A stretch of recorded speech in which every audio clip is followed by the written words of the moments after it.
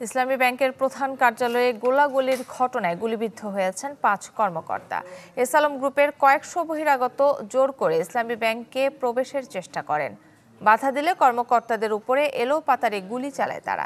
এ সময় ইসলামী ব্যাংকের godown guard Shafiullah সর্দার, officer Mamun, Abdur Rahman ও বাকি বিল্লাহ সহ ৫ কর্মকর্তা গুলিবিদ্ধ হন। রোববার সকাল 10:15টার দিকে ইসলামী ব্যাংক টাওয়ারের সামনে এ ঘটনা ঘটে। ইসলামী ব্যাংকের একাধিক কর্মকর্তা জানান, তারা জামানতবিহীন অনিয়ম করে ঋণ কেলেঙ্কারির প্রতিবাদ জানিয়ে বিক্ষোভ শুরু করেন। এ সময় আকস্মিকভাবে এসালম গ্রুপের হয়ে কাজ করা কয়েকজন কর্মকর্তা প্রায় শতাধিক লোক অস্ত্র নিয়ে প্রবেশের চেষ্টা করেন। বিজলি কেবলস যে কোনো স্থাপনার বৈদ্যুতিক সংযোগকে রাখে নিরাপদ। বিজলি কেবলস, নিরাপদ আজীবন। সেই ঘটনার পর থেকে কিন্তু এই ব্যাংক পাড়ায় অর্থাৎ এলাকায় এক ধরনের উত্তেজনা বিরাজ করছে।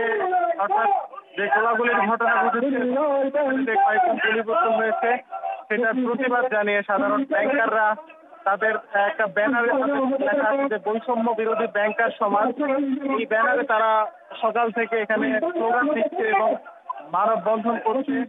তাদের হাতে লাঠিসোঁটাও দেখা যাচ্ছে, যে হয়তো তারা বলছেন যে আবারও যদি কেউ এরকম আক্রমণ চালায় যেন তারা সেই প্রতিরোধ করতে পারে তাদের এই অবস্থান এই কারণে।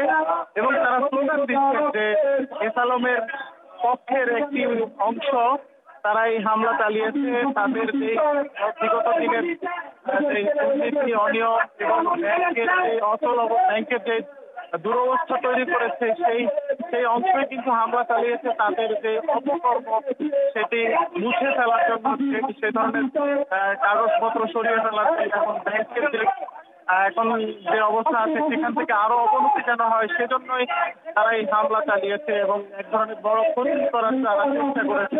আসলে সাধারণ ব্যাংকারদের পক্ষ থেকে স্লোগান দেওয়া হচ্ছে এবং তারা অবস্থান নিয়েছেন এবং তারা কিন্তু কখন নাগাদ এই অবস্থান ছাড়ে সেটা কিন্তু এই মুহূর্তে বলা যাচ্ছে না।